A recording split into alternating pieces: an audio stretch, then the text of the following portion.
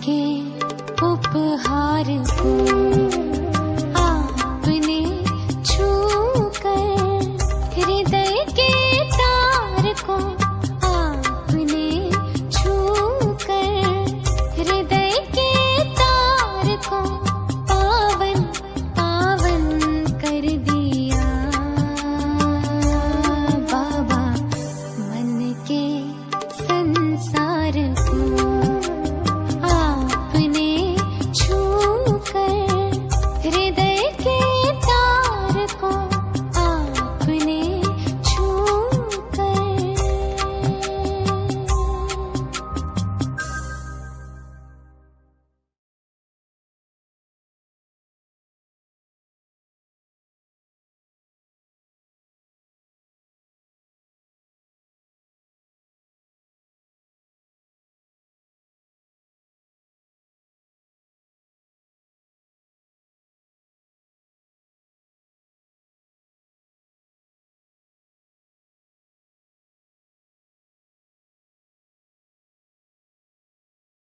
ओम शांति, ओम शांति।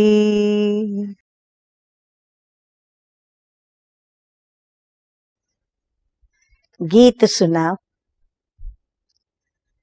आपने छूकर, हृदय के तार को पावन पावन कर दिया। इस अनुभूति के तो बहुत लंबे चौड़े शास्त्र बन जाएंगे यदि मैं सुनाने बैठूंगी तो,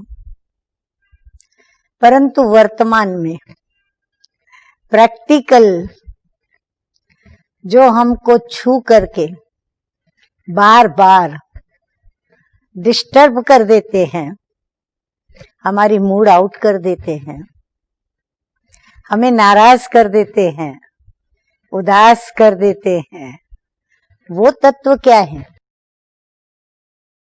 पहले हम उसको देखेंगे, क्योंकि हमें उनसे मुक्त होना है। प्रभु के स्पर्श से हम कभी मुक्त होना नहीं चाहेंगे। उसके लिए तो हम चाहेंगे सदा हम प्रभु के बने रहें, प्रभु के बनने का ये स्पर्श सदा मेरे पास रहे और मैं उन स्मृतियों में सुखद आराम करती रहूं। परंतु ये जो वर्तमान में अक्सर हम सभी मनुष्य आत्माओं के साथ जो छोटी छोटी बातों में घटनाएं घटती हैं, किसी ने कोई कुछ कह दिया, हमारी मूड आउट हो गई, किसी ने कुछ सुना दिया, हम सोचों में बड़े डिस्टर्ब हो गए, किसी ने कोई कड़वा बोल बोल दिया, हम कर्म करने से इनकार करने लगे, कोई ने हमें ऐसी नजर से देख लिया तो भी हम डिस्टर्ब हो गए। तो हमारी प्रत्येक कर्म इंद्रियां आप देखेंगे तो वो भी अपने स्वधर्म में चलती है। जब वो अपना स्वधर्म छोड़ देती है तो अशांत हम भी होते और वो कर्मेंद्रियां भी अन्य आत्माओं को भी अशांत कर देती। जैसे हमारा देखना, रूहानी दृष्टि से देखें, कर्मेंद्रिय है, आंखें हमारी कर्मेंद्रिय है। अब वो रूहानी वृत्ति से जब देखती है तो उन नैनों के अंदर असीम प्यार दिखाई पड़ता है, क्योंकि प्रभु की स्मृति उसमें जुड़ जाती है। रूहानी दृष्टि माना रूह परमपिता परमात्मा से जुड़कर फिर रूहानी दृष्टि देती है, अन्यथा वो दे नहीं सकती। बिना प्रभु से जुड़े वो रूहानी दृष्टि दे नहीं सकती। बिना प्रभु के संबंध की स्मृति के वो रूहानी दृष्टि नहीं दे सकती। बिना प्रभु के स्नेह की स्मृति के वो रूहानी दृष्टि दे नहीं सकती। तो जब कोई रूहानी दृष्टि देता है तो सुख की अनुभूति होती है, लेकिन जब रूहानी दृष्टि त्याग कर और किसी ऐसी स्मृति को लेकर जो नेगेटिव है, अगर उस नेगेटिव स्मृति के साथ कोई व्यक्ति मुझे देखती है और यदि मैंने उसकी वो नेगेटिविटी परख ली तो क्या होता है, उसकी नेत्रों से जो स्पर्श मेरे नेत्रों को मिला, उसने देखा मैंने देखा, तो ये एक स्पर्श हुआ दोनों के मिलन से। तो वो स्पर्श क्या करता है, मुझे तुरंत दुखी कर देता है। इतना ही नहीं, लेकिन वो देखना मेरे मन के ऊपर प्रभाव पड़ता है, अंदर वो आंतरिक कर्मेंद्रियों को प्रभावित करता है। होना ये चाहिए कि आंतरिक पॉजिटिविटी, आंतरिक कर्मेंद्रियों की पॉजिटिविटी बाहर की कर्मेंद्रियों को प्रभावित करे, परंतु होता ये है कि हमारी बाहर की कर्मेंद्रियां, देह की कर्मेंद्रियां, वो जो देखती सुनती करती हैं उसका प्रभाव अंतर पर पड़ता है। क्यों? क्योंकि दोनों एक दो के वर्तमान पर्याय है। पर्याय इसलिए है कि आत्मा ने शरीर का आधार लिया है और शरीर को आत्मा का आधार है। आत्मा है तो शरीर चेतनमय है, और अगर शरीर है तो आत्मा अपनी सारी फीलिंग्स, अपनी भावनाओं को व्यक्त कर सकती है, और वो व्यक्त करने का तरीका एक ही है कि वो कर्मेंद्रियों का उपयोग करे। तो जब वो कर्मेंद्रियों का उपयोग करती है तो फिर आंखों से जो देखा उसको आंखों ने जो स्पर्श किया तो मन के ऊपर प्रभाव पड़ा, तो मन क्या हो गया, डिस्टर्ब हो गया। अब डिस्टर्ब होकर के वो क्या करता है, स्वभाव में यदि मैंने ऐसा अपने को बार बार चलाया है कि मैं इसका बदला लूंगी, तो मैं तुरंत क्या करूंगी, उसने देखा तो मैं भी वैसा ही उसको नेगेटिविटी से देखूंगी।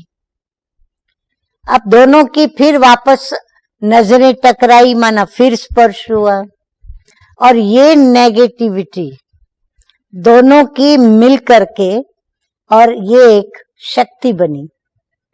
कौन सी शक्ति बनी? विकार की शक्ति बनी, यानी नेगेटिव की शक्ति बनी। और नेगेटिव शक्ति माना आसुरी शक्ति, क्योंकि वो दिव्य गुण नहीं हुआ, वो अवगुण हुआ। तो आसुरी जो भी हमारी एक्टिविटी के स्वभाव बनते हैं उसको आसुरी स्वभाव कहते हैं। और ऐसा आसुरी स्वभाव हमारा प्रत्येक कर्मेंद्रियों पर ध्यान न देने से, सावधानी हटने से, जागृति न रहने से, ज्ञान की रोशनी न होने से, या फिर प्रभु की स्मृति में योग युक्त स्थिति न होने से, या संस्कारों के अंदर बार बार गुणों का अपने अंदर बीज न डालने से, या प्रभाव न डालने से, या स्वभाव संस्कारों की पालना न करने से यह हमारी हालत होती है। आज जब हम प्रैक्टिकल अपने जीवन से सोचती हूं तो अंदर में एक ही बात आती है कि वाह मेरे मीठे बाबा, आपके स्पर्श ने कितना आराम दे दिया, कितनी शांति दे दी। कैसे? हम बोल सुनते हैं, पहले हम सुनते थे अगर ऐसे कोई नेगेटिव बोल, या जिन बोलों को सुनने की आदत नहीं, जब ऐसे नेगेटिव या तो जो बोल योग्य नहीं, उन बोलों को सुन करके माइंड डिस्टर्ब होता था। हम कई बातें कईयों को कहते हैं, उसके जवाब की अपेक्षा रखते हैं, और अपेक्षा में जो अपेक्षा मैंने रखी, यदि वो जवाब नहीं मिलता है तो माइंड बड़ा डिस्टर्ब होता था और बिल्कुल आराम फिटता था, आत्मा बेचैन हो जाती थी, डिस्टर्ब होके अशांत होती थी, और अशांत होकर के उसके ऊपर भी इतना प्रभाव पड़ता था कि वह भी अपना प्रभाव अशांति का मुख तक लाती थी, और मुख से वही जैसे उन्होंने नेगेटिव शब्द बोले हमारे भी मुख से निकलते थे। तो आज हम देख रहे हैं, प्रैक्टिकल अनुभव कर रहे हैं, दिन प्रतिदिन प्रतिशत एक ऐसे बोलों की शक्ति को, एक ऐसे मीठे मधुर शक्तिदायक बोलों को खुद भी सुन रहे हैं, वो आत्माएं भी सुन रही हैं। तो उसमें एक सुख देने की क्रिया है, प्रक्रिया है, शुभ वृत्ति की क्रिया है, प्रक्रिया है कि मैं भी स्वयं को दुखी ना करूं और सामने वाली व्यक्ति भी दुखी न हो, ऐसे बोल बोलूं। जब ये महसूसता अंदर बाहर बराबर होती है, समांतर में,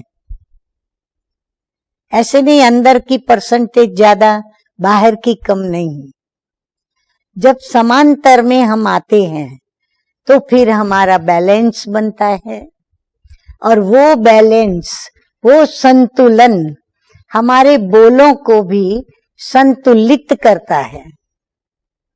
यानी हमसे वही बोल निकलते जो निकलने योग्य होते हैं, और वह निकलने योग्य बोल क्या करते हैं, अयोग्य नहीं होते, इसीलिए वो दुखदायी नहीं होते।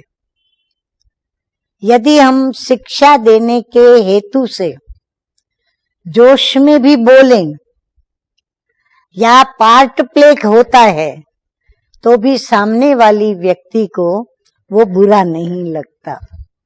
जैसे माँ के बोल है, माँ हमें कितना डांटती है, कितना बोलती है, कभी मार भी लेती, पीट भी लेती, लेकिन वो प्यारा लगता है। क्यों?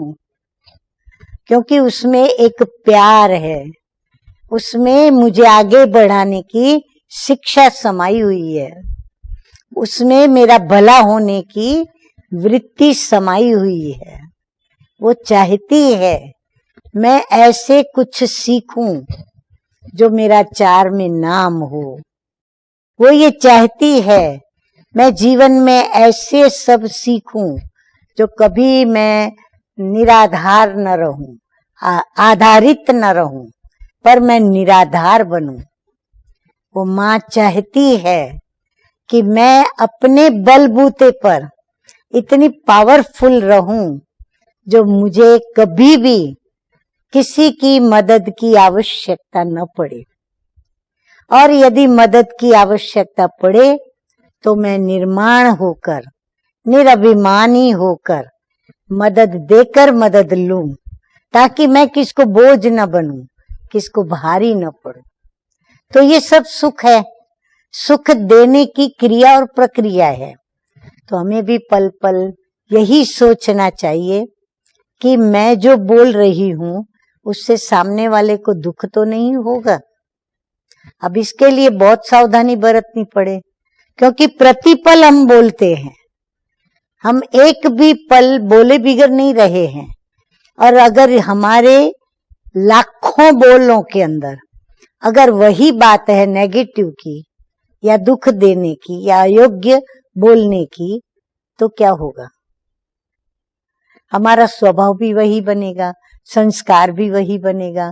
फिर मैं चाहूं मैं सुखदायी बोलूं, तो फिर मैं यदि एक दो बार बोलती भी हूं तो उसका कोई फायदा नहीं, उसका कोई प्रभाव नहीं पड़ेगा, क्योंकि ऑलरेडी लाखों बार नेगेटिविटी के, नेगेटिव बोलने के कारण मेरा प्रभाव बुरा पड़ा हुआ है।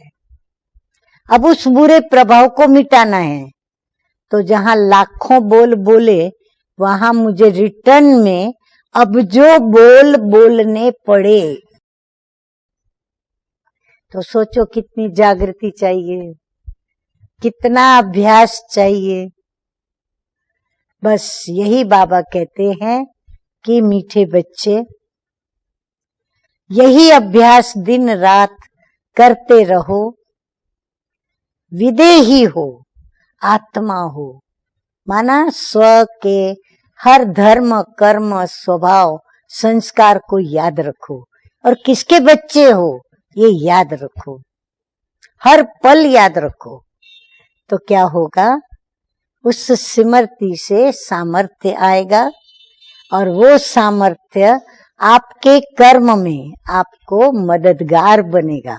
आपकी हर कर्मेंद्रिय में ताकत आएगी और वो ताकत पॉजिटिव होने के कारण आपको पॉजिटिव मदद करेगी। आपका हर कर्मेंद्रिय से होने वाला कर्म पॉजिटिव होगा। तो समझा, पॉजिटिव कर्मेंद्रियों को पहले बनाएं। इसके लिए आत्मा में खूब पॉजिटिव बाबा की याद से अंदर बल भरें और एक बाबा को याद करें और शक्तियां भरें। ओम शांति।